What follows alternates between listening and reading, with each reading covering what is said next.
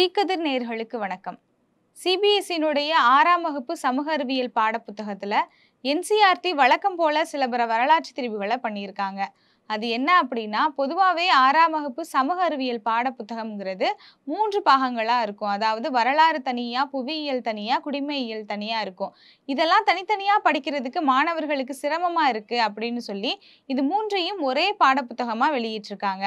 அது மட்டும் இல்லாம இதுல இருந்து பல பாடப்பகுதிகளை நீக்கிட்டு புராணங்கள், உபன்யாசங்கள், வேதங்கள் போன்ற மதம் சார்ந்த விஷயங்களை உள்ள புகுத்தியிருக்காங்க. அது மட்டும் இல்லாம இன்னும் நிறைய இடங்கள்ல சமஸ்கிருத வார்த்தைகளையும் உள்ள புகுத்தியிருக்காங்க.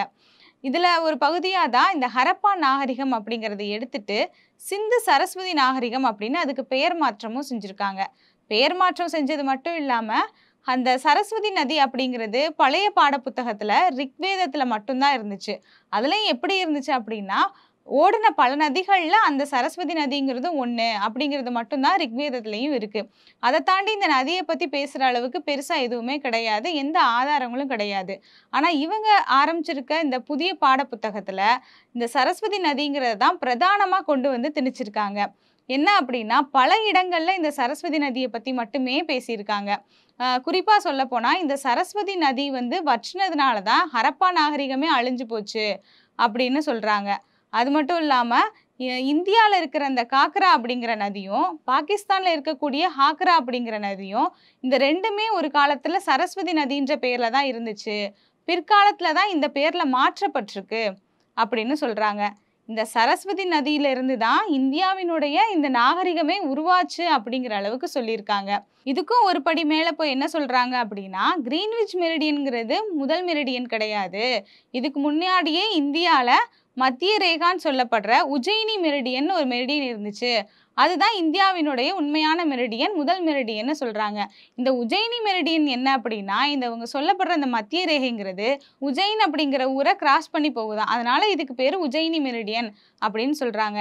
இந்த கதையெல்லாம் இவங்க ஏன் சொல்றாங்க அப்படின்னு பார்த்தோம்னா, ஆரியர்கள் தான் இந்தியாவினுடைய பூர்வ குடிகள் அப்படிங்கிறத நம்ப வைக்கிறதுக்காகவும், மாணவர்கள் மத்தியில இதை திணிக்கிறதுக்காகவும் தான் என்சிஆர்டி மூலியமா ஒன்றிய பாஜக அரசு இந்த மாதிரியான வரலாற்று திரிபுகளை பண்ணி சமூக அறிவியல் பாடப்புத்தகத்துல இந்த மாதிரியான விஷயங்கள் எல்லாம் சேர்த்திருக்காங்க.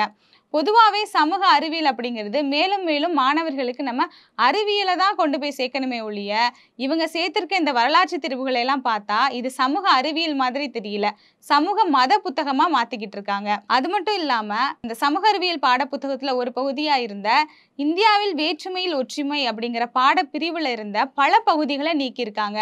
அந்த காலத்துல மக்கள் எப்படி ஒடுக்கப்பட்டாங்க, ஜாதியின் பெயரால, மதத்தின் பெயரால எப்படி ஒடுக்கப்பட்டாங்க, அதுக்காக தங்களுடைய உரிமைகளுக்காக என்னென்ன போராட்டங்களை எல்லாம் நடத்தினாங்க அப்படிங்கிறதையும், அம்பேத்கர் பற்றின எல்லா குறிப்புகளையும் இதுல இருந்து நீக்கியிருக்காங்க. இதே மாதிரிதான் கடந்த ஆண்டும் காந்தியினுடைய கொலை சம்பந்தப்பட்ட பாடப்பிரிவுகளை நீக்கியிருக்காங்க. இந்து முஸ்லிம்னுடைய ஒற்றுமையை வலியுறுத்தி பேசினதுனாலதான் கோட்சே காந்தியை சுட்டு கொண்டாரு அப்படிங்கிறது எல்லாருக்குமே தெரியும். இதுதான் கடந்த ஆண்டு வரைக்கும் பாடப்புத்தகத்துல இருந்துச்சு. இதை இவங்க முற்றிலுமா நீக்கியிருக்காங்க.